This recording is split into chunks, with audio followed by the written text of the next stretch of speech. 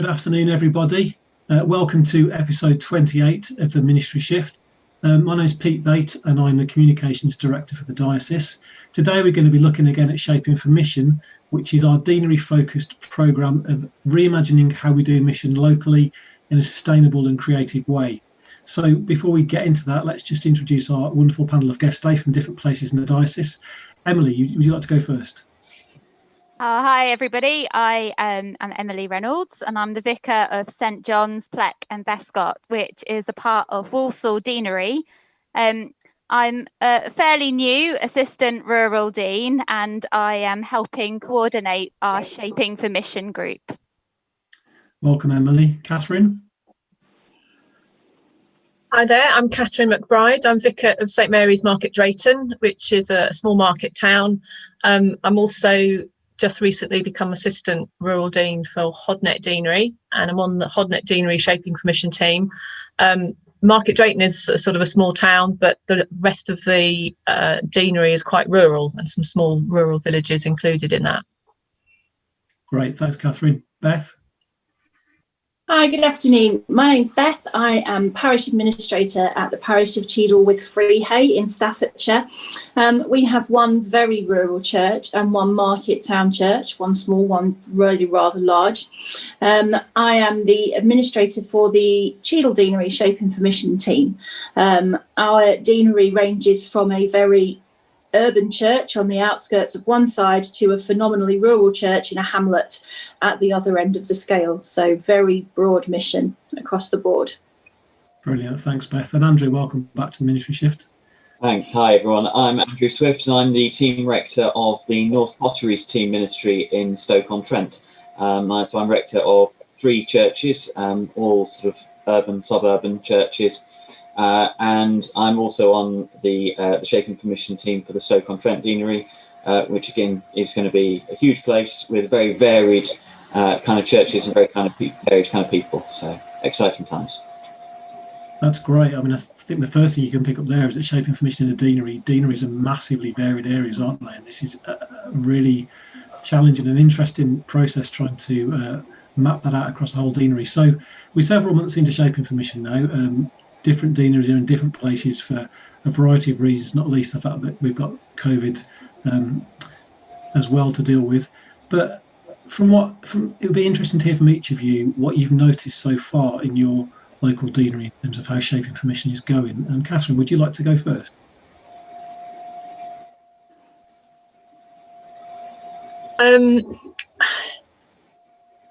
We've really only just got going with the process locally.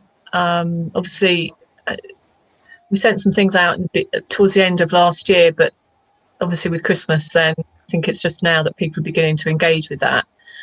I think more broadly speaking, in terms of what I've noticed across the diocese, maybe to start with, I don't think people on the teams were like really clear exactly what our remit kind of was, how far it extended, what kinds of things the teams could suggest, and so perhaps a sort of slight lack of clarity about the process. But I think the diocese themselves were kind of trying to sort of get things rolled out quite quickly, so that might have been something to do with that. But I'm also on the Salop Area Mission and Pastoral Committee, and so there feels a slight disconnect as to how Shaping for Mission exactly sort of dovetails with some of the decisions that committee sort of make in terms of deployment and decisions about deployment across the diocese. Our deanery had a couple of vacancies kind of just emerging, one just before Shaping for Mission started and another one that's just come across. So, you know, how do they fit into the whole process, and how does the team sort of think about that as well? So that perhaps wasn't entirely sort of clear, but noticing as well that, you know, the diocese are so committed to this, which is great. So that's been really encouraging.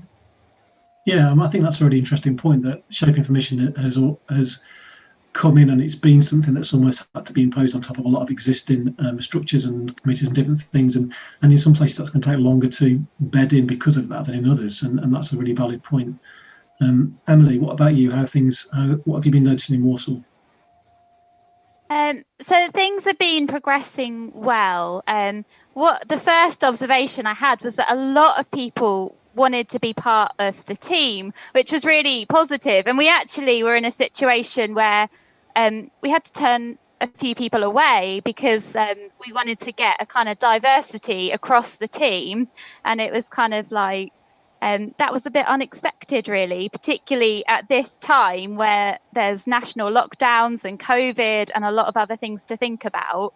And that helped encourage me, really, that so many people wanted to be part of it. I think one of the biggest challenges is that we have done everything over Zoom, as we are now.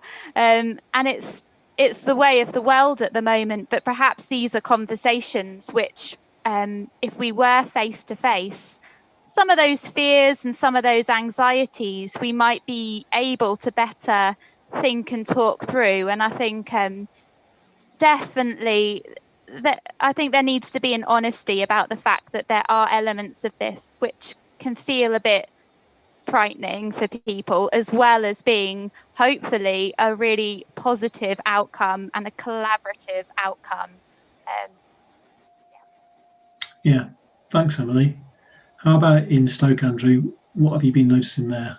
Well, again, we're still in the very early stages of it. We've actually got our next meeting on Tuesday. One of the things that concerned me initially when I was asked to join it was this going to be yet another exercise in rearranging the deck chairs on the Titanic? These sorts of schemes, these sort of ideas, they come around every now and again. We've got to do something, and it just feels a bit depressing. The meeting that we had, obviously it was via Zoom as it had to be, but it didn't feel like that. It did feel like that this was actually an opportunity for something positive, something potentially quite radical, not just in the deanery, but across the whole of the diocese. And it was very well received. Again, like Emily said, we had lots of people wanting to join, people inquiring about it. I don't know whether that was because it was, they were afraid that if they weren't on the committee, they might get axed somewhere along the line. But it's something that people seemingly want to engage with in perhaps a way that other kind of initiatives haven't quite worked in the past. But obviously we want to try and make sure that it all ties up with other mission initiatives within the diocese and within other deaneries as well, so that there isn't that disconnect that Catherine was concerned about earlier. Yeah, excellent. How about Beth? How about North Staffordshire? What have you been noticing there? I think it's just to reiterate what everybody else has said already. Really, it's sort of been met with a very much people are either really excited about it and see it as this fantastic opportunity to be creative and to really review our mission and ministry and where we can take it forward, to, well, it's just a cost-cutting exercise and we're all just going to, I've been here before, I've done this before, and things don't ever change. So, one thing we found is unfortunately where we are, some people have struggled to be part of the team because of the situation we're in now. Ageing communities, rural locations that don't have reliable broadband or the technology to sort of access these Zoom meetings, which so many of us are so thankful for, but actually is quite a barrier to some people that would be able to really help shape that mission in future. So it's sort of, but we are currently at the stage where we are looking at we've written to every church in the questionnaire and we've identified champions. So we are currently looking at what each church does well and what each church would like to improve for their discipleship, their vocation and their evangelism, to see how we fit in with those. And then we're going to sort of take that to the next step, which we shall hopefully discuss at the end of the month. Excellent. Seems like there's some really important foundations being laid in all of your various areas. And the importance of doing that before we move ahead and think about what might come out or what might be different as a result of all of this. I mean, if we can, and it's really hard to at the moment, just cast your your thoughts forward 6 or 8 months into 6 or 8 months time, what are some of the things that you would hope would be emerging or would be developing through Shaping for Mission? And maybe what do you see as the main challenges to those at the moment? We've not got a lot of time left, so maybe if you could just answer that quite quickly, that would be great. We'll go to you, Catherine, again, since you answered first last time.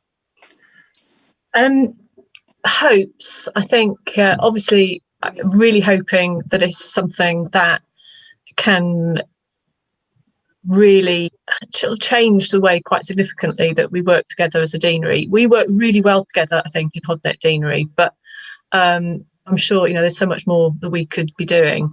And we've done a survey amongst the churches, which has gone out, but we've also done a very short one that's gone out to the community. We're hoping people will sort of forward it to people that they know outside the church. So my hopes are that we get perhaps a much better dialogue and interactions with the wider communities, some of these different areas in the deanery. Challenges, I think it's already been mentioned. At the moment, it is so challenging trying to communicate with people and give them ways of gathering this kind of information for the review phase. Some of the villages here people have very poor internet connections, even if they have the technology. And then I've been quite impressed by somehow some of the older generation have coped, but it's not for everybody, Zoom, and that's been quite challenging. Great. Emily, what about challenges and hopes for you? I think the biggest hope is that as a deanery, I think we work well together already, but it will just increase our collaboration, our communication, and actually that there are things that we perhaps are doing independently as parishes that we can join up the dots a bit, and this process will help facilitate that. And that's my real hope.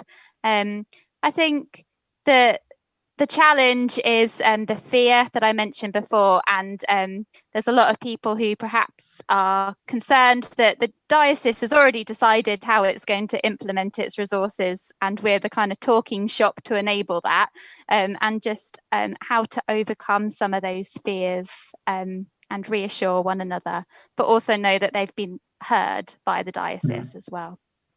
Thanks, Emily. Andrew, how about you? Challenges and hopes for you in Stoke? Well, my great hope is that we can actually use the inevitable rupture that's been the last 12 months to do something new, innovative, radical, that we don't go back to just the same old, but that actually we can really harness this change in our world and our society for the good and go back to being a radical, inclusive, incarnational church that really services its community. That's my great hope. The challenge is persuading some of us, myself included from time to time, who are clergy dinosaurs and who are used to doing the same old, to actually break our own molds and get out there and effectively start again. Excellent. That is a challenge for all of us. Beth, last but not least, what about your challenges and hopes? I think what everybody else has said, really, in a way, and a lot more deanery working. I think a lot of us all do wonderful things very separately, and one of the hopes in Cheadle Deanery is that we could perhaps start to set up centres of excellence, so a music one, a mission one, and actually pool our resources rather than all just working so hard constantly to repeat everything in all the areas. Like Andrew said, I also think we need to really come off the back of the last year. And, God is all around us and God's kingdom is all around us. And one of my big hopes is that we actually start taking church to the people rather than people expecting people just to come to church. But the degree of scepticism and this is how we do it. And, the whole, it's just a cost-cutting exercise. I really hope that we can get past that. And as Emily said, quell those fears and move forward in a really positive way. Excellent. Catherine, Emily, Andrew and Beth, thank you for your honest and encouraging reflections today. It's been a really interesting episode. Please, if you're watching this on Facebook, please add your comments. Please share this or like it. We'll be returning again next week, same time, same place, where we're going to be looking again at the theme of Black Lives Matter. So goodbye to everybody for this week.